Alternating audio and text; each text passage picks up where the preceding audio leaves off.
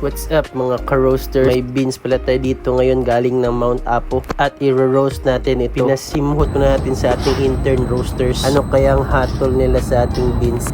Isang baho niya. Goods kayo.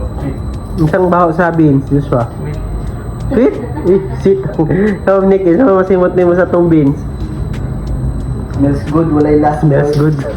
Walay talong mga abog. Kaya importante talaga yung beans nyo mahumot at hindi mabawang simento, alikabok, lupa o trapal. Kasi ang coffee, diretsyo na yan siya, salang, di natin siya hinuhugasan. Hindi katulad ng bigas na hinuhugasan pa natin bago lutuin. Kaya okay lang ibilad sa semento. Kaya kung nagko-coffee shop hopping kayo, iba-iba talagang lasa ng kape. Kaya kung ayaw nyo magkalibangan kayo ng trading, tanungin nyo ang mga barista kung saan galing at paano proseso yung kape nila. Ang masasabi ko lang, drink at your own risk.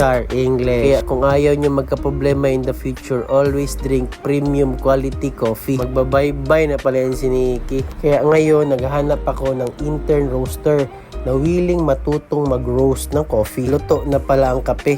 Kaya hinabuwa na nila at pina-cool down. Kung gusto nyo matikman itong kape, bisitahin nyo lang kami. Second floor, Matina Town Square. Or message us sa Facebook page. Kape pa more!